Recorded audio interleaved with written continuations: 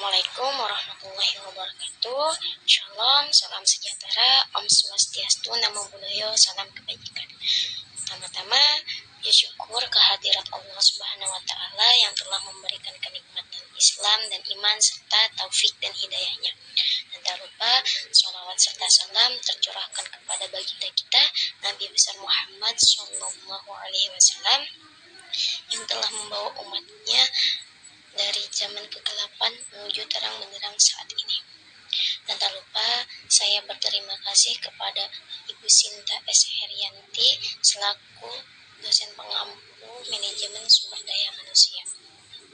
Baiklah, perkenalkan, nama saya Tatu Fadilatul Karimah dengan NIM 11241162. Saya dari Fakultas Ekonomi dan Bisnis, Prodi Manajemen. Baiklah, langsung saja saya akan menyampaikan presentasi untuk memenuhi tugas akhir dari mata kuliah Manajemen Sumber Daya Manusia. Materi yang akan saya sampaikan yaitu dengan judul Pengelolaan Sumber Daya Manusia terhadap PT Telkom Indonesia. Berikut adalah pembahasan materi.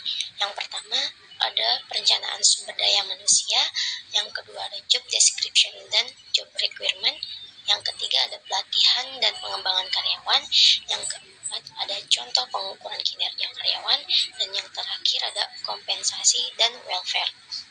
Baiklah, materi pertama yang akan saya bahas yaitu perencanaan sumber daya manusia. Perencanaan sumber daya manusia dalam PT Telkom Indonesia merupakan langkah strategis untuk memastikan kebutuhan tenaga kerja perusahaan dapat terpenuhi dengan efektif dan efisien, serta selaras dengan visi dan misi perusahaan. Karyawan yang kompeten, termotivasi, dan terlatih dengan baik dapat meningkatkan produktivitas, inovasi, serta kualitas layanan atau produk yang dihasilkan.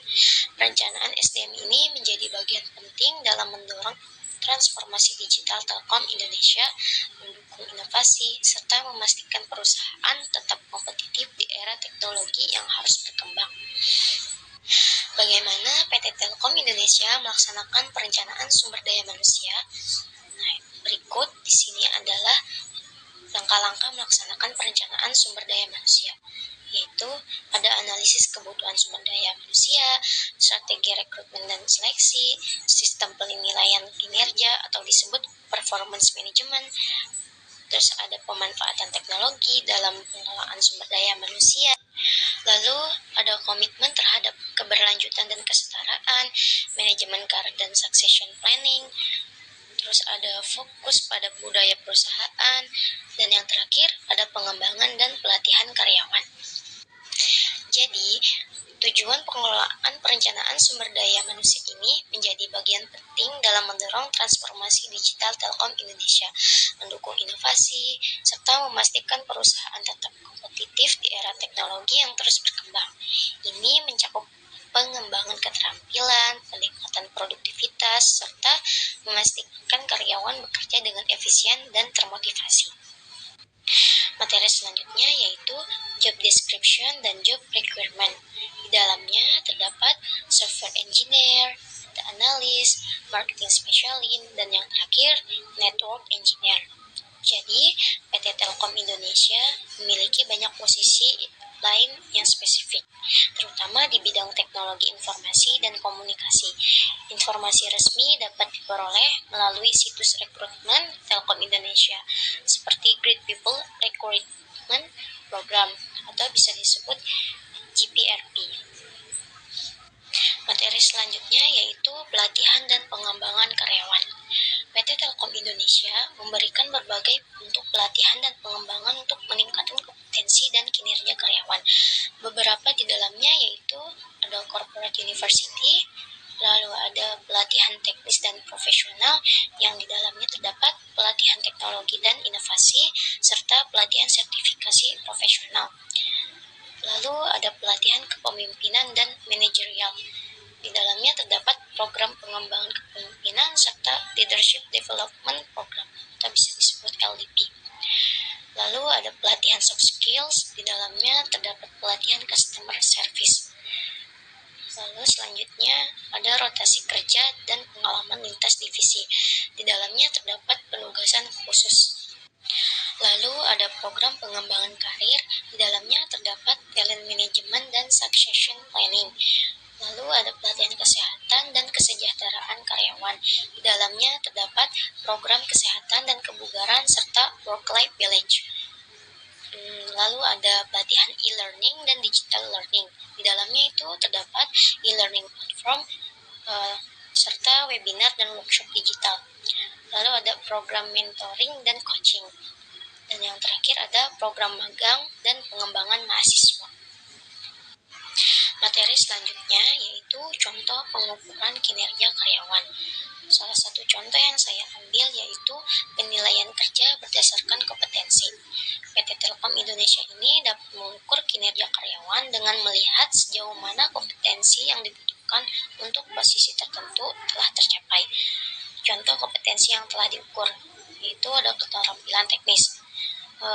Bagaimana kemampuan karyawan dalam menjalankan tugas teknis seperti pengelolaan jaringan, pengembangan perangkat lunak, atau analisis data. Selanjutnya ada kepemimpinan. Bagaimana kemampuan memimpin dalam tim, membuat keputusan strategis, dan mengelola konflik.